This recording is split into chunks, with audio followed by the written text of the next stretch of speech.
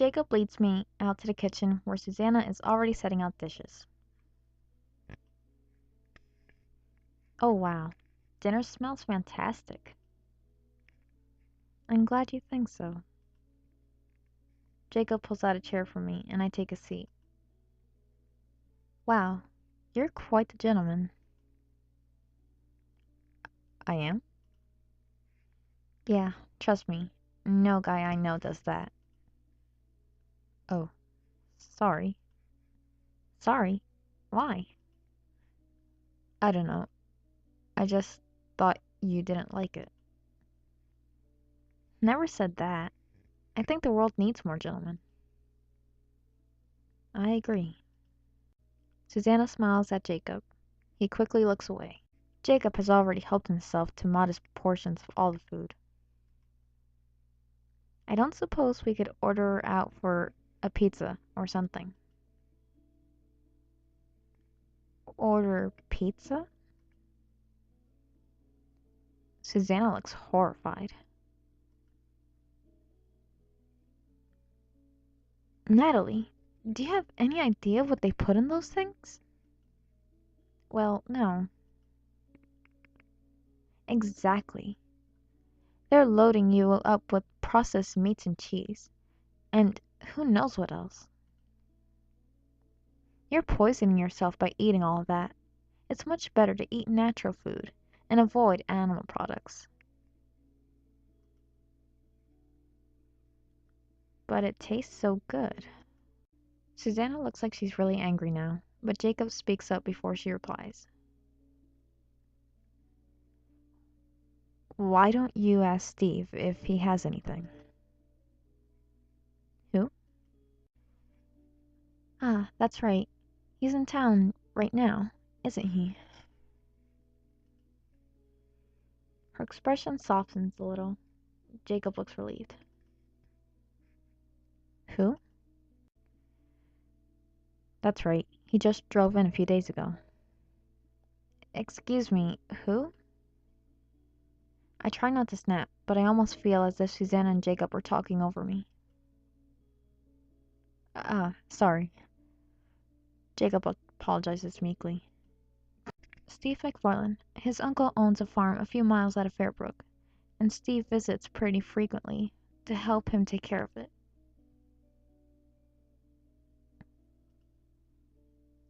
Ah, and he's a cook? No, but he usually brings in some foods from out of town. He's used to living in Los Angeles. I'm sure the two of you would really get along. You think so? You're both from the city, aren't you? I guess. Don't worry, he's really nice. Heh, well, if Shy Boy vouches for this guy, he probably is pretty nice. I guess I wouldn't mind meeting him. I help myself to some of the sweet potatoes and onions. The eggplant doesn't look too appetizing to me.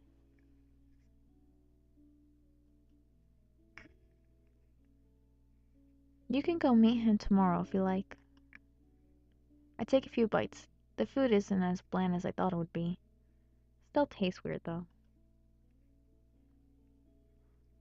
You'll have to go in the afternoon, though. Steve always works in the morning. Okay. Although I don't know if he'll be fine with me just showing up at his door asking for food. Don't worry. Steve is very easygoing. I hope so. I had hoped that we could go over work procedures tonight so that you'd be ready to start tomorrow morning. Oh, right. Yeah, sorry. Can we do that in the morning? I promise. I'm a fast learner. Susanna sighs. All right, morning it is. As I stand up, I remember that my suitcase is still sitting in the trunk of my car. Oops, I almost forgot my bag. Better go get it. Would you like some help? Sure. Jacob throws on a coat and follows me outside. We walk to my car, stepping carefully on the thin layer of snow that covers the ground. Bits of frost and snow slide down from the trunk's surface, catching on the rear window of my car. Jacob reaches in and pulls out my suitcase. Ah! He stumbles back a few paces on the frozen ground, steadying himself carefully before straightening himself.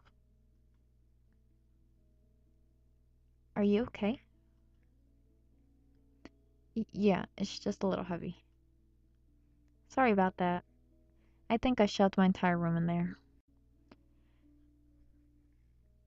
Jacob drags my bag up to my room and leaves it outside the doorway.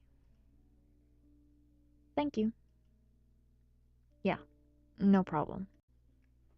I shuffle to the door and pull it open sleepily. Natalie, are you ready yet? Huh? Ready for what? My groggy mind is still trying to figure out where I am. There's a lot of work to be done today. It's already 8 a.m. Oh, right, work. So... Susanna looks distressed. Please come to the shop as soon as you're ready. Susanna shuts the door and I stand staring blankly at the floor for a few seconds. I glance over at the bed. It looks so inviting, and I'm still dead tired.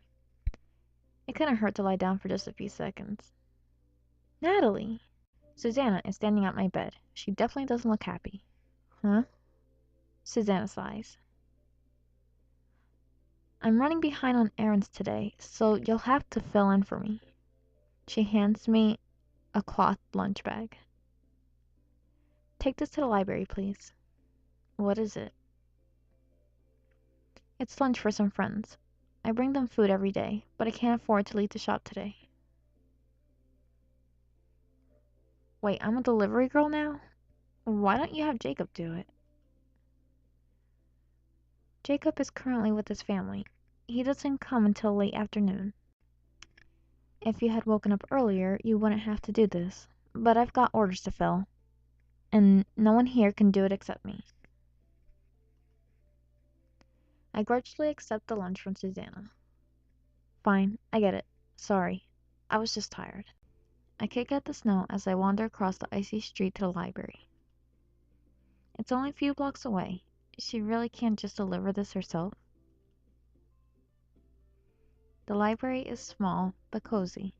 It's a nice place for a nap. Hello, may I help you? She's gotta be the librarian. Look at those glasses. Definitely a librarian. Hey, I got this lunch from Susanna. Oh, of course. Thank you very much. My name is Marion. I'm the librarian here.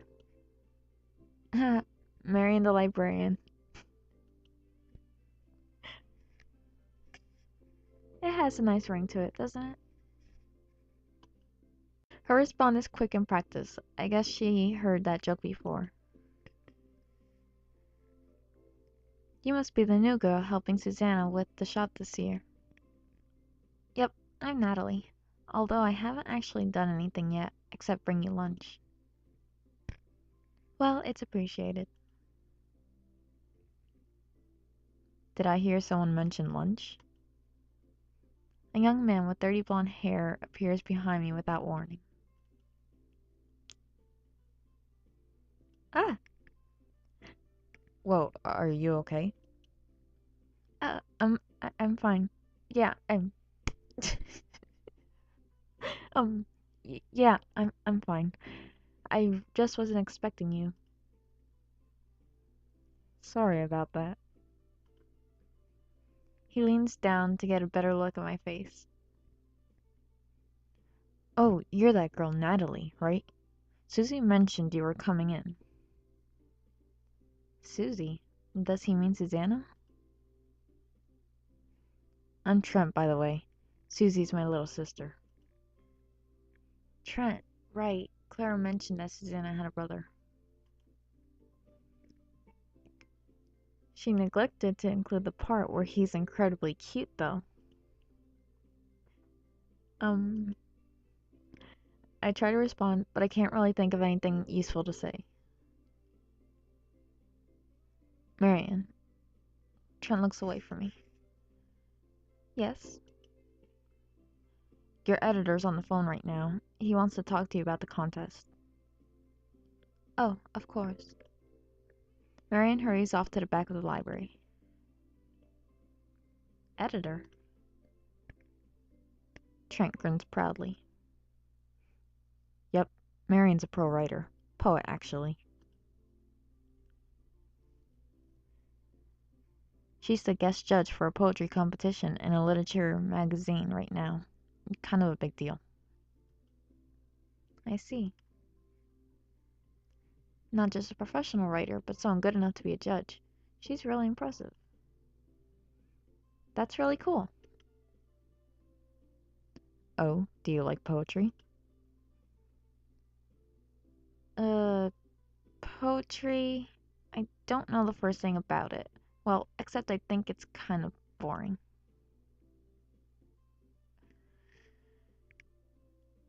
Oh, first difficult decision. Gonna be honest. I'm afraid I don't really get it most of the time. Poetry's too confusing for me. I'm better with people just saying things straight out.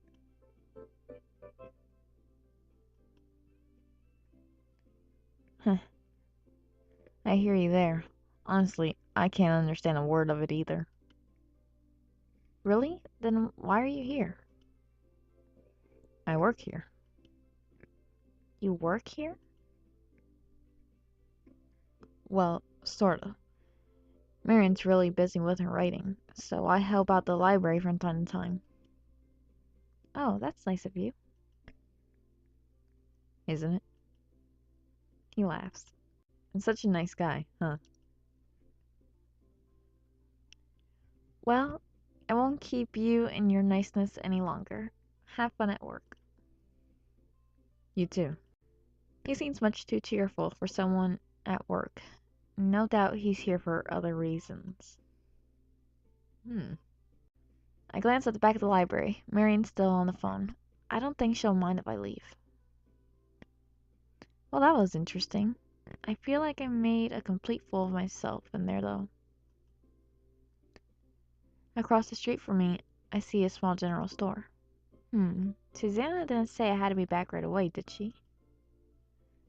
It couldn't hurt if I just pop in for a short look. Hello? I poke my head into the store and look around, and we're gonna stop here.